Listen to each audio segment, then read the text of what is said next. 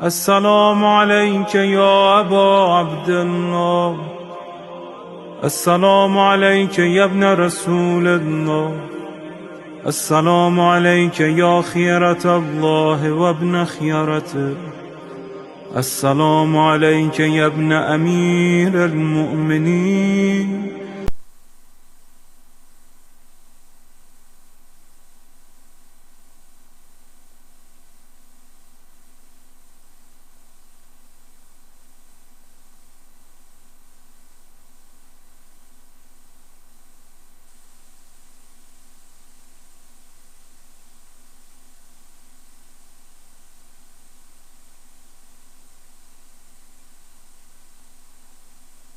حالات ایسے ہوں کہ جدائی کی منزل آ جائے، اس میں بھی قرآن کے ازدواجی دستور العمل میں یہ بات رکھی گئی ہے کہ اگر تمہیں علیحدہ بھی ہونا ہو تو خوشی خوشی علیحدہ ہو، خوشی خوشی کہ ایک دوسرے کے دل میں ایک دوسرے کی خوشگوار یادیں اور تصورات باقی رہیں، ایک بندہ مومن کی حیثیت سے، ایک مومنہ کی حیثیت سے، نہ یہ کہ عدوانن اور دشمنی کے عنوان سے ایک دوسرے کی جدائی کی جائے۔ خداوند عالم اپنے کسی بھی بندے کے دل میں کسی بھی بندے کی دشمنی نہیں دیکھنا چاہتا۔ واقعاً دامن وقت میں گنجائش نہیں ہے تو حکم کیا ہے؟ وَأَنْكِحُوا الْأَيَامَ، سورہ نور کی 32ویں آیت، حکم کردگار، وَأَنْكِحُوا الْأَيَامَ مِنْكُمْ وَالصَّالِحِينَ مِنْ عِبَادِكُمْ وَإِمَائِكُمْ، اور نکاح کرو اپنے نیک جوانوں کا، نیک اور صالح لڑکیوں سے،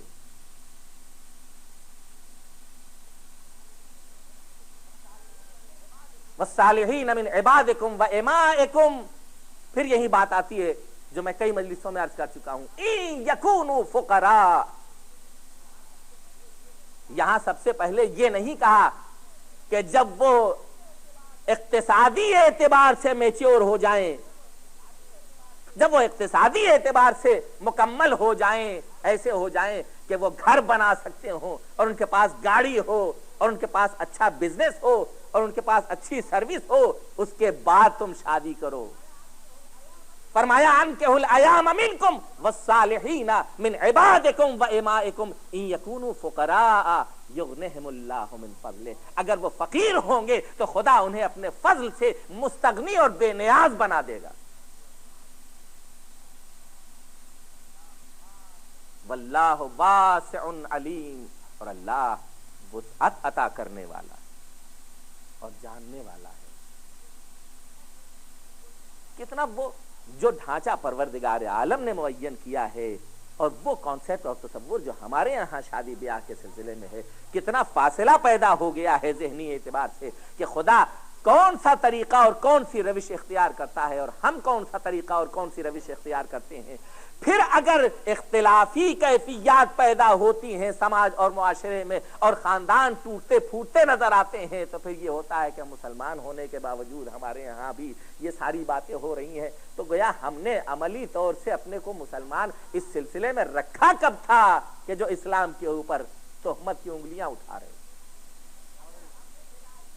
اگر ہم نے الہی تصور کو مد نظر رکھا ہوتا، جب لڑکی صالحہ ہو جائے، جب لڑکا صالح ہو جائے، یعنی خدا کو پہچاننے لگے اور اپنی ذمہ داریوں کو پہچاننے لگے، تو یہ نہ دیکھو کہ وہ اب کر کیا رہا ہے، اس کی شادی کر دو تاکہ اس کی جنسی کیفیات کے اوپر ابھی سے مہار لگ جائے اور سماج اور معاشرے میں نکلنے کے بعد وہ گمراہی کی راہ کے اوپر نہ چلنے پائے،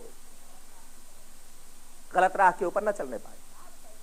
اگر یہ احساس پیدا ہو رہا ہے، 17 سال کے سن میں احساس پیدا ہونے لگے، 18 سال کے سن میں احساس پیدا ہونے لگے، تو اسے اگر یہ احساس ذمہ داری پیدا ہو رہا ہے تو اب اگر سماج میں باہر نکلنا ہے اور باہر کا معاشرہ فاسد ہے اور گندا ہے اور قدم قدم کے اوپر اس کے لیے مشکلات کا سامان ہے، تو پہلے ہی اس کے ذہن و دل و دماغ کو اتنا آمادہ کر دو اور اس کے اوپر ایسی پابندی لگا دو اور اسے اتنا ذمہ دار بنا دو کہ اسے احساس ہو جائے کہ میں ایک ذمہ دار انسان ہو گیا ہوں اور میری ایک زوجہ ہے اور اب میری نگاہ کسی اور طرف نہیں اٹھنی چاہیے۔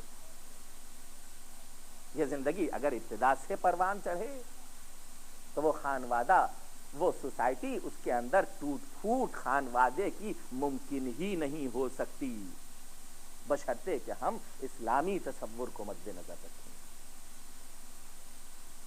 اسلامی تصور کو مد نظر رکھیں۔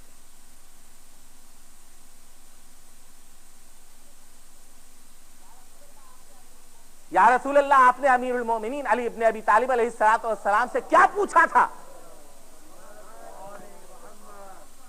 آخری مجلس ہے، لہذا مجھے 10-5 منٹ چاہیے آپ حضرات سے۔ صلوات پڑھیں محمد والے۔ آپ نے کیا پوچھا تھا؟ کیا کاروبار کرتے ہو علی؟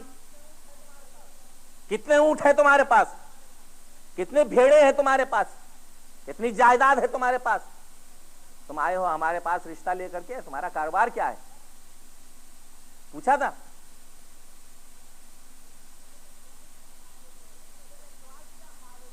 صرف ایک سوال کیا، مال دنیا میں تمہارے پاس کیا ہے؟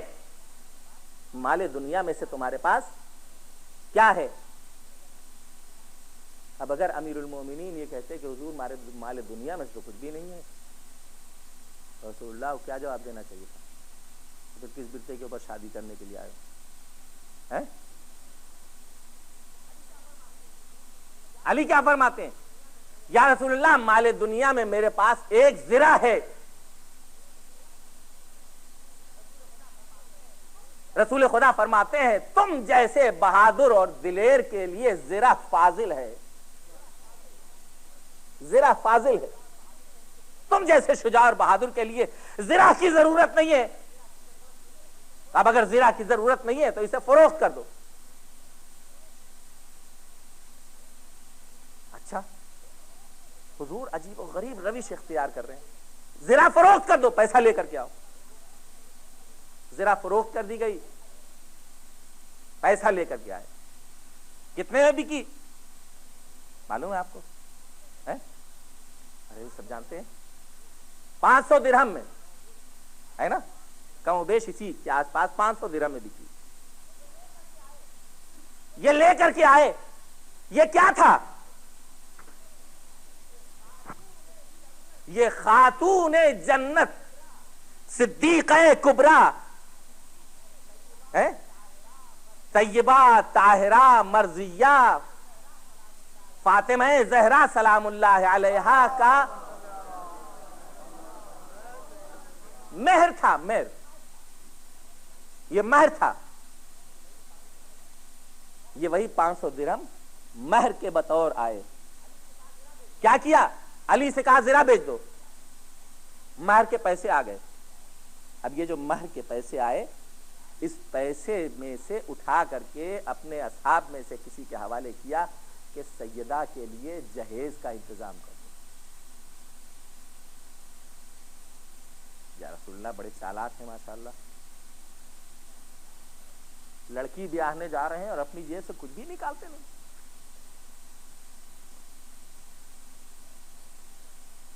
اگر ہمارے سماج اور معاشرے میں آپ ہوتے تو آپ کی لڑکی کی معاذ اللہ شادی نہیں ہوتی ہے، معاذ اللہ، اپنی جیب سے کچھ نکال ہی نہیں رہے۔ کچھ دیا، ایک مٹھی اٹھا کر کے دی، کچھ خوشبو خریدنے کے لیے، کچھ جہیز کا سامان خریدنے کے لیے، اور کچھ دیا ہے ولیمے کے لیے، اسی میں سے۔ اللہ، جو تصور ہے اس میں وہ یہ ہے جو ہمارے ذہنیات سے یکسر علیحدہ ہے۔ لڑکا جب لڑکے کا باپ شادی کرنے کے لیے جاتا ہے تو یہ سمجھتا ہے کہ ہم نہ جانے کہاں کے فرعون زمان و مکان ہو گئے ہیں.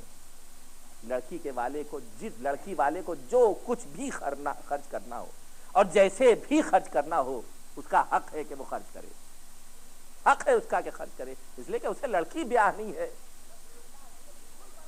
رسول اللہ اس کے بالکل برعکس عمل کر رہے ہیں. وہی مہر کا پیسہ جو آیا تھا اسی سے جہیز خریدا گیا, اسی سے ولیمے کا بھی انتظام ہوا ہے. میں ایک جملہ آپ کی خدمت میں عرض کرنا چاہتا ہوں, اللہ رے ہماری جانیں قربان ہو جائیں اس سید المرسلین کے اوپر جس نے ایک لڑکے کو اتنا باغیرت تصور بخشنے کی کوشش کی ہے, اتنا باغیرت بنانے کی کوشش کی ہے کہ اگر وہ لڑکا ہو کر کے کسی لڑکی کے گھر جائے اس سے ازدواج اور شادی کرنے کے لیے تو اس بات کا ذہن میں تصور نہ رکھے اور یہ احتیاط ذہن میں نہ رکھے کہ وہاں سے جو ملے گا اس پر ہم اپنی زندگی کی بنیاد رکھیں گے. اگر ہم اپنی جیب سے خرچ کر کے اپنی شادی خود کریں تو یہ ہماری غیرت مندی کی کہیں بہترین مثال ہے, کہیں بہترین مثال ہے. اور رسول خدا نے اپنے اسی عمل سے یہ بتایا, یا علی در سیدہ پر آئے ہو تو جو کچھ خرچ کروں گا وہ تمہاری جیب سے خرچ کروں گا تاکہ تمہارے ذہن میں یہ تصور ہی نہ ہونے پائے کہ یہاں سے زیربار ہو کر کے جا رہے ہو. لڑکی والے نے اتنا دیا ہے تاکہ دبے رہو زندگی بھر. ہماری غیرت کا تقاضا یہ ہے کہ ہم لے آئے عزت و احترام کے ساتھ, لیکن جو ہماری قوت بازو اور کیپیسٹی میں ہو اس کی بنیاد پر,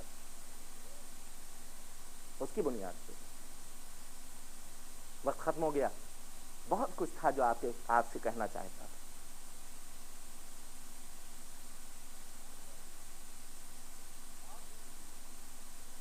اور دوسری چیز, شادی ہوئی اور شادی کے بعد امیر المؤمنین اپنے گھر صدیقہ کبریٰ کو لے کر کے آئے, اور وہ پہلی رات جو زندگی کی اساس ہوا کرتی ہے ازدواجی زندگی میں, وہ پہلی شب امیر المؤمنین کے گھر میں گزرتی ہے. دوسرے دن صبح پیغمبر اکرم صلی اللہ علیہ وآلہ وسلم تشریف لاتے ہیں. سارے واقعات آپ کی خدمت میں نہیں عرض کرنا ہے کہ امام امیر المؤمنین اور جناب فاطمہ زہرا سلام اللہ علیہا ایک ہی جگہ تشریف فرما تھے. پیغمبر اسلام تشریف لائے, تشریف لانے کے بعد ان دونوں کے درمیان جگہ بنائی بیٹھنے کی, بیٹھے, اور بیٹھنے کے بعد پوچھا, یا علی تم نے اپنی زوجہ کو کیسا پایا,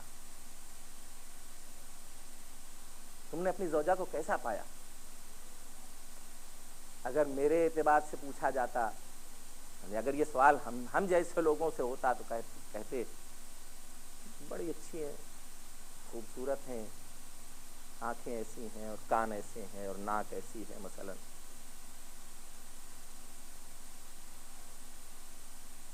آواز ایسی ہے.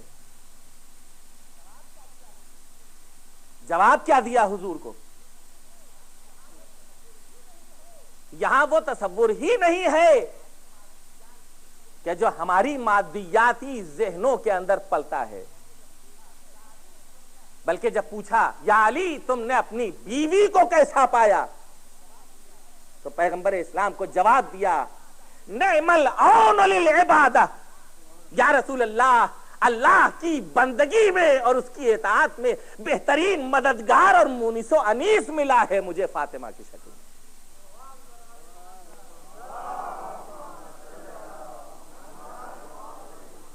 بہترین مونس و انیس ملا ہے مجھے خداوند عالم کی بندگی اور اطاعت کے سلسلے میں. یعنی وہ بھی مطیع کردگار ہیں, اطاعت گزار ہیں پروردگار. یہ نہیں کہ صرف عبادت ہی کر رہی ہیں, نماز پڑھے جا رہی ہیں, روزہ رکھے جا رہی ہیں, جو زندگی وہ چاہتا ہے اس زندگی کی حامل ہے سیدہ. نعم العون للعبادہ، اللہ کی بندگی میں بہترین مونس و ہمدم. جب علی جیسا بندہ یہ کہے کہ میری زوجہ بہترین مونس و ہمدم ہے اللہ کی بندگی میں، تو آپ دیکھیں یہ ازدواجی زندگی، اس کی شروعات ہوتی ہے خدا کی اطاعت و عبادت سے. پھر یہاں کوئی افتراق اور جدائی کا تصور ہی نہیں پیدا ہوتا. یہی وہ کانسیپٹ ہے. میری 12 کی 12 مجلسوں میں جن کی طرف میں نے سب سے زیادہ توجہ دلائی اولاد کی تربیت سے لے کر کے، اور اس آخری مجلس کے سلسلے میں بھی، تو تمام مراحل یہ ہیں کہ جن میں ہمیں اپنی اولاد کے ذہنوں میں الہی تصور کو اور خدا کی اطاعت اور بندگی کو پروان چڑھانا چاہیے. یہ کانسیپٹ جتنا مضبوط ہوتا چلا جائے گا اتنا ہی زندگی بہتر بنتی جائے گی. ابتدا سے لے کر کے آخر بس ختم کر دی میں نے آپ کو.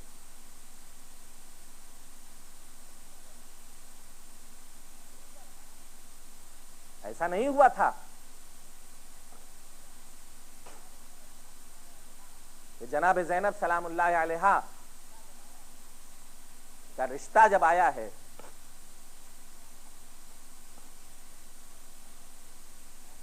جناب عبداللہ ابن جعفر طیار لے کر کے آئے ہیں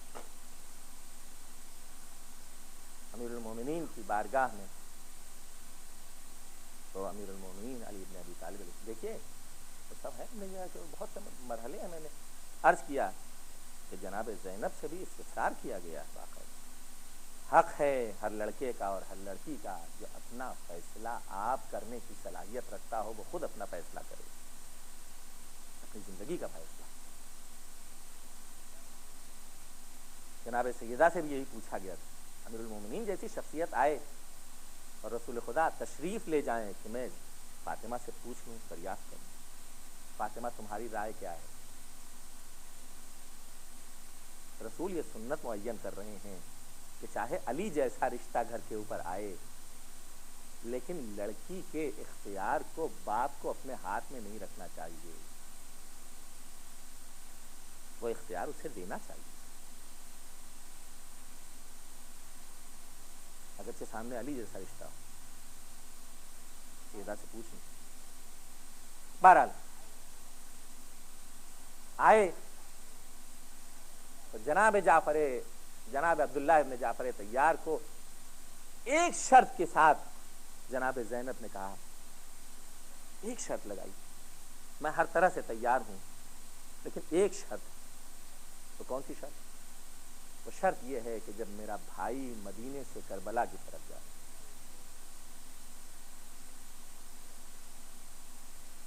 تو اے عبداللہ تو مجھے اجازت دے دینا اور مجھے نہ روکنا. یہ وہ شرط تھی کہ جناب عبداللہ ابن جعفر طیار نے تسلیم کی. یہی وجہ تھی کہ جناب زینب اپنے ماجائے کے ساتھ نکلی. ایک بڑا سوال اٹھتا ہے لوگوں کے ذہنوں میں کہ جناب عبداللہ شوہر ہونے کے بعد زندہ تھے، موجود تھے، تو کیسے چلی گئیں جناب زینب اپنے بھائی کے ساتھ؟ ابتدا سے یہ شرط رکھی تھی شادی، مجھے اجازت دے دینا. چنانچہ اجازت دی. گئیں جناب زینب اپنے ماجائے کے ساتھ اور اس مشن کی علمبردار بنی جو واقعے کربلا کے بعد ان کے حوالے کیا گیا. بے مخنہ و چادر، سر کے اوپر خاک پڑی ہوئی، بچوں کی نگہبان، سید سجاد کی نگراں، بے کجاوا اونٹوں کے اوپر کربلا سے یہ قافلہ کوفے کی طرف روانہ، اور کوفے کے دروازے کے اوپر روک دیا جاتا ہے تاکہ آئینہ بندی کی جائے شہر کی اور شہر کو سجایا جائے، تاکہ یہ بات اعلان کی جائے کہ امیر المؤمنین معاذ اللہ، امیر کے اوپر خروج کرنے والے اسیر کر کے لائے جا رہے ہیں. اور جب کوفے میں یہ قافلہ داخل ہوتا ہے تو نو کے نیزہ کے اوپر حسین ابن علی کا سر آواز دیتا جاتا ہے، افحسبتم انما خلقناکم عبثا ان اصحاب الکہف والرقیم کانوا من آیاتنا عجبا۔ اصحاب کہف و رقیم، تم یہ سوچتے ہو کہ اصحاب کہف و رقیم کے واقعات ہماری تعجب خیز نشانیوں میں سے ہیں؟ زید ابن ارقم راستے میں تھے، انہوں نے جب سر حسین کو قرآن کی یہ آیت کی تلاوت کرتے ہوئے دیکھا تو ایک مرتبہ سر سے پاؤں تک کانپ گئے۔ فرمایا فرزند رسول، آپ کا واقعہ اصحاب کہف کے واقعے سے کہیں زیادہ تعجب خیز ہے کہ آپ کے نانا کی امت نے آپ کے ساتھ یہ سلوک کیا ہے۔ بہت سی علتیں بیان کی جاتی ہیں، ان میں سے ایک علت یہ بھی ہے کہ شاید امام حسین علیہ السلام کی غیرت کو یہ گوارا نہیں تھا کہ میری بہن کوفے کے بھرے بازار میں سربرہنہ لائی جا رہی ہے اور لوگ تماشائی بن بن کر کے میری بہن کے چہرے کی طرف دیکھیں، لہذا سر حسین قرآن کی تلاوت کرنے میں مشغول ہو گیا۔ اللہ اکبر۔ اور جب بلوے عام میں امام یہ لٹا ہوا قافلہ پہنچا ہے بھرے بازار میں، تو وہ ثانیہ زہرا جس کے ہاتھ پسے گردن سے بندھے ہوئے، جو بے کجاوا اونٹ کے اوپر بیٹھی ہوئی تھی، ایک مرتبہ اشارہ کرتی ہیں تو اونٹوں کے گلے میں پڑی ہوئی گھنٹیوں کی آواز بھی گھٹ کے رہ جاتی۔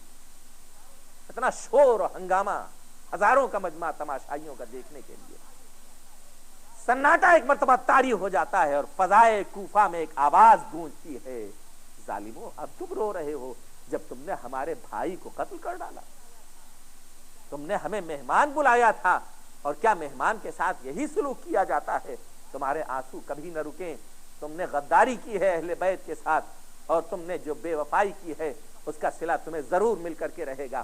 بد دعا پہ بد دعا کرتی چلی جا رہی ہیں اور یہ آواز فضائے کوفہ میں گونجتی چلی جا رہی ہے کہ ایک مرتبہ ایک علی کے نابینا صحابی جن کا نام عبداللہ ابن عفیف ہے، وہ اپنی بیٹی کا ہاتھ تھامے ہوئے کوفے کے اسی بازار سے گزر رہے ہیں، ایک مرتبہ ٹھٹک کے رک جاتے ہیں، بیٹی کیا قیامت کے آثار نمودار ہو گئے؟ کیا قیامت کے آثار نمودار ہو گئے؟ کہا نہیں بابا، ایک قافلہ لٹا ہوا آیا ہے جو بھرے بازار میں کھڑا ہوا ہے۔ کہا اے میری بیٹی، 20 سال کے بعد علی کا لہجہ سننے کو مل رہا ہے۔ علی کے صحابی تھے جن کی آنکھیں جنگ صفین میں جاتی رہی تھیں اور 20 سال گزر گئے تھے، آواز دیتے ہیں آج 20 سال کے بعد علی کا لہجہ سننے کو مل رہا ہے، ایسا لگتا ہے کوفے میں پھر سے علی بول رہے ہیں۔ کہا بابا علی تو نہیں ہے، ہاں ایک معظمہ ہے جو بے کجاوا اونٹ کے اوپر بیٹھی ہے، ان کے ہاتھ پسے گردن سے بندھے ہوئے ہے اور وہ خطبہ دے رہی ہے۔ آواز دی ذرا بڑھ کے پوچھو یہ کون معظمہ ہے؟ جب بڑھ کے دریافت کیا معلوم ہوا یہ حسین ابن علی کی بہن زینب کبریٰ ہے، علی کی بیٹی ہے جو بھرے بازار میں بے مقنع و رضا کھڑی ہوئی ہے اور خطبہ دے رہی ہیں۔ ایک مرتبہ عبداللہ ابن عفیف نے کہا یہ قیامت نہ ہوگی تو اور کیا ہوگی؟ ارے کل اسی کوفے میں یہ شہزادی تھی، آج اسی کوفے میں بلوے عام میں بے مقنع و چادر کھڑی ہوئی ہے۔ اور ایک مرتبہ پسر سعد کے دربار میں جب یہ قافلہ ابن زیاد کے دربار میں آیا تو عبداللہ ابن عفیف نے کھڑے ہو کر کے ابن زیاد سے کہا ظالم یہ کتنا زمانہ منقلب ہو گیا، آج اسی بھرے دربار میں کہ کل جس میں علی خطبہ دیا کرتا تھا آج اسی بھرے دربار میں ان کے اہل حرم کو قید کر کے لا کے رکھا گیا ہے۔ بھئی اتنا سننا تھا کہ جب عبداللہ ابن عفیف نے ابن زیاد کو اور اس کے امیر کو بد دعا دینا شروع کی اور اس پر لعنت بھیجنا شروع کی تو ابن زیاد نے عبداللہ ابن عفیف کو گرفتار کرنے کا حکم دیا، لیکن عبداللہ ابن عفیف کے گروہ والے اور قبیلے والے حائل ہو گئے، جنگ ہوئی لیکن غلبہ ابن زیاد کو حاصل نہ ہو پایا۔ عبداللہ ابن عفیف اپنے گھر چلے گئے اور فریب سے عبداللہ ابن عفیف کے گھر میں ظالم گھسے اور گھسنے کے بعد انہیں قتل کرنے کی تیاری ہے تو ایک مرتبہ آواز دی بیٹی کو کہ میری تلوار ذرا مجھے دے دے۔ میں کربلا میں نہ پہنچا تو کیا ہوا، آج نصرت حسین کرنے کا وقت ہے۔ تلوار لی نابینا صحابی نے امیر المؤمنین کے، اور یہ کہا اے میری بیٹی بس اتنا بتاتے ہی رہا کہ کدھر سے دشمن حملہ آور ہو رہا ہے۔ اس نابینا نے وار پہ وار کرنا شروع کیے، کتنوں کو فی النار والسقر کیا، اور ایک مرتبہ جب چاروں طرف سے گھر گئے تو آئے بھرے دربار میں لائے گئے، کہا گیا کہ امیر کو سلام کرو، آواز دی میرا امیر حسین ابن علی کے علاوہ اور کوئی نہیں ہے۔ کہا گیا یزید کو سلام کرو، کہا یزید اور اس کے باپ کے اوپر لعنت ہو، اور جب یہ کہہ دیا تو عبداللہ ابن عفیف کے قتل کا حکم صادر کر دیا گیا۔ عبداللہ ابن عفیف قتل تو کر دیے گئے، لیکن بھرے دربار میں جناب زینب کو ایک تسکین تو ہوئی، کوئی تو ہوا جو ہماری مظلومی کے اوپر ہاتھ اٹھانے والا ہوا۔ لیکن اس کوفے میں ایسے بھی ہیں کہ جنہوں نے ہمارے ساتھ کس قدر دغا کی، اور بھرے دربار میں جب جناب زینب لائی گئیں، سید سجاد لائے گئے، تو ابن زیاد نے کہا حمد ہے اس پروردگار کی کہ جس نے تمہیں ذلیل و رسوا کیا اور ہمارے امیر کو فتح و کامرانی سے ہمکنار کیا۔ جناب زینب نے برجستہ آواز دی حمد ہے اس پروردگار کی کہ جس نے ہمیں نبوت سے نوازا اور ہمیں طہارت سے نوازا اور ہمارے لیے آئے تطہیر کا نزول فرمایا۔ ایک مرتبہ ابن زیاد نے کہا یہ کون ہے جو جسارت کر رہا ہے؟ اپنی زبان میں کہا، کسی نے کہا یہ زینب ہے، خواہر حسین ابن علی، خواہر حسین ابن علی۔ کیا تم نے دیکھا کہ خدا نے تمہارے حسین کے ساتھ کیا سلوک کیا؟ کیا تمہارے سپاہیوں نے اسے قتل کیا؟ سید سجاد کی طرف مڑا، کیا اللہ نے انہیں قتل نہیں کیا؟ یہ وہ فلسفہ ہے کہ یہ جو یزید کی حکومت کی بنیاد ہے تاریخ اسلام میں، کہ جو کام ہو وہ خدا کی طرف منسوب کرو۔ کیا خدا نے انہیں قتل نہیں کیا؟ کام خود کرتے تھے، خدا کی طرف منسوب کرتے تھے۔ اور یہی وہ فلسفہ ہے کہ جو یزید کو بری کرنے کے لیے تاریخی کتابوں میں معین کیا گیا ہے کہ ہو سکتا ہے کہ یزید بھی بری کر دیا جائے۔ انہیں قتل نہیں کیا، کہ تمہارے سپاہیوں نے ہمارے بھائی کو قتل کیا جس کا نام بھی علی تھا۔ جلاد کو بلایا گیا، اے جلاد قتل کر دے انہیں۔ کون ہے بھرے دربار میں جو علی ابن الحسین کی حمایت کرے؟ کوئی نہیں۔ بھرا دربار ہے، امام زین العابدین۔ اب وہ بہن بلند ہوتی ہے، وہ زینب بلند ہوتی ہے کہ جو بھرے دربار میں تنہا ہے اور جس کے حوالے حسین زین العابدین کو کر دیا۔ اب عظمت پہچانے کہ ہماری جانیں قربان ہو جائیں، اگر تنہا جناب زینب کی ذات بھرے دربار میں موجود نہ ہوتی تو نسل امامت وہی منقطع ہو جاتی اور قیامت وہی برپا ہو گئی۔ ایک مرتبہ آگے بڑھنے کے بعد گلے میں باہیں ڈال دی سید سجاد کے، کہا میرے لال ہوشیار رہنا، آمادہ رہنا، جب تک زینب کے دم میں دم ہے اس وقت تک تمہارے اوپر کوئی آنچ آنے والی نہیں۔ اے یزید، میں تجھ سے ایک سوال کرتا ہوں۔ کہا کیا سوال کرنا چاہتی ہے؟ کہا صرف ایک سوال کرنا چاہتا ہوں، ہم اہل بیت کسی سے کوئی سوال نہیں کرتے، لیکن آج بھرے دربار میں تجھ سے یہ سوال کرنا چاہتی ہوں۔ کہا کیا سوال کرنا چاہتی ہے؟ کہا اگر تو نے جلاد کو حکم دے دیا ہے کہ سید سجاد کو قتل کر دے تو سب سے پہلے مجھے قتل کر، اس کے بعد سید سجاد کو قتل کر۔ جلاد کو حکم دیا کہ زینب کا سر قلم کر دیا جائے۔ ایک مرتبہ بھرے دربار میں زلزلہ آ گیا۔ کیا کرتا ہے بدبخت، یہ رسول کی نواسی ہے، اور اگر تجھے یہ غیرت نہیں آتی تو کم از کم عرب کی غیرت کا تقاضا تو یہ ہے کہ کسی عورت کے اوپر ہاتھ نہ اٹھاؤ۔ زینب کو تنہا رہنے دو، زینب کو رہنے دو۔ اللہ ایک بی بی کی موجودگی نے جناب سید سجاد کی جان بچائی۔ ہماری جانیں قربان ہو جائیں۔ اے شہزادی، آپ نے ساری زندگی اسی تگ و دو میں گزار دی، کبھی اپنے بچے یاد نہیں آئے، لیکن جب اپنے گھر میں داخل ہوئیں اور بچوں کے چھوٹے چھوٹے حجرے دیکھے، جب اپنے گھر میں داخل ہوئی اور بچوں کے چھوٹے چھوٹے حجرے دیکھے تو ایک مرتبہ تڑپ گئی، اے اونو محمد، کربلا کے واقعے سے آج تک ہم نے تمہیں یاد نہیں کیا، لیکن آج تمہارے شلوکے دیکھ کر، آج تمہارے بستر دیکھ کر، آج تمہارے کمرے دیکھ کر میرے سینے میں میرا دل گھٹا جا رہا ہے، آؤ تاکہ زینب تمہیں اپنے سینے سے لگا لے۔ اتنے میں جناب عبداللہ بیت الشرف میں داخل ہوئے، دیکھا ایک ضعیفہ جس کے بال سفید ہو چکے ہیں صحن خانہ میں بیٹھی ہوئی گریا کر رہی ہے، اپنے اونو محمد کو گریا کر رہی ہے۔ آواز دی عبداللہ ابن جعفر نے، اے بی بی، جب سے حسین شہید کیے گئے ہیں ہمارے گھر میں صرف حسین کا ماتم ہو رہا ہے، یہ تم اونو محمد کا ماتم کرنے والی کون ہو؟ وہ ایک مرتبہ سر کو اٹھایا، اٹھانے کے بعد آواز دی، حق ہے عبداللہ، تم نے بھی مجھے نہیں پہچانا، اس لیے کہ جب میں تمہارے یہاں سے نکلی تھی میرے بال سیاہ تھے، لیکن جب پلٹ کے واپس آئی ہوں میرے بال سفید ہو گئے ہیں۔ اے ثانیہ زہرا، یہ آپ کی کیا حالت ہو گئی ہے؟ آپ بس کچھ نہ پوچھو، جو مصیبتیں ہمارے اوپر نازل ہوئی وہ اگر پہاڑوں کے اوپر پڑتی تو چکنا چور ہو جاتے۔ کہتے کہتے واقعات کربلا، ایک مرتبہ دوست سے جو ردا ہٹی تو نیل کے نشان بازوؤں کے اوپر ظاہر ہو گئے۔ عبداللہ تڑپ گئے، اے بی بی، یہ بازوؤں کے اوپر نیل کے نشان کیسے ہیں؟ آواز دی عبداللہ، ارے کربلا سے کوفہ اور کوفے سے شام تک انہی بازوؤں میں رسیاں بندھی تھیں۔ سَيَعْلَمُ الَّذِينَ ظَلَمُوا أَيَّ مُنقَلَبٍ يَنقَلِبُونَ۔ الہی بحق الزہراء وابیہا وبعلہا وبنیہا والسر المستودع فیہا۔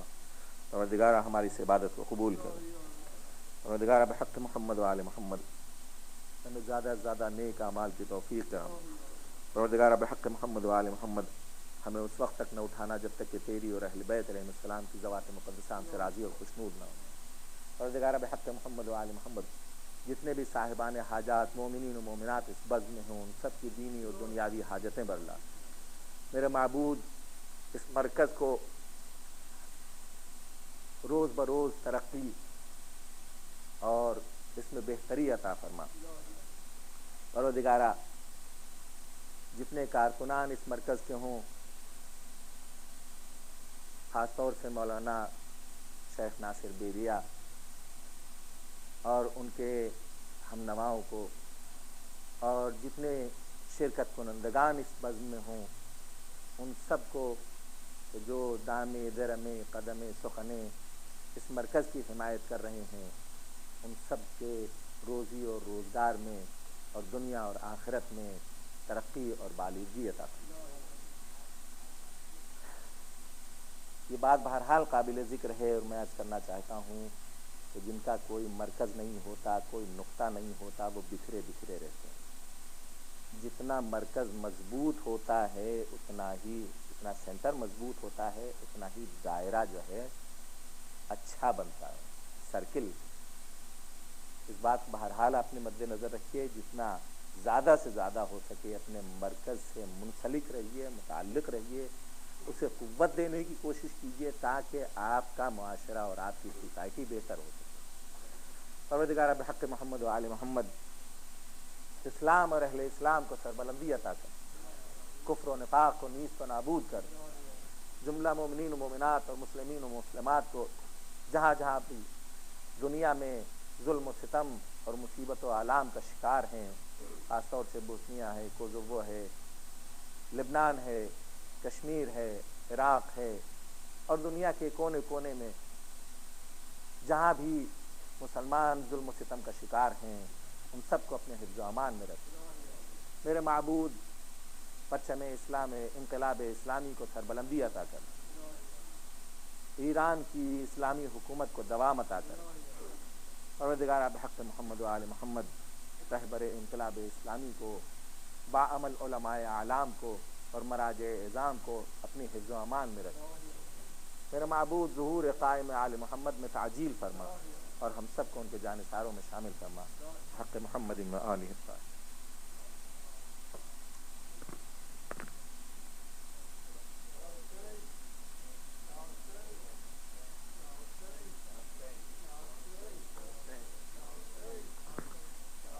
یا حسین، یا حسین۔ یا حسین یا حسین یا حسین یا حسین.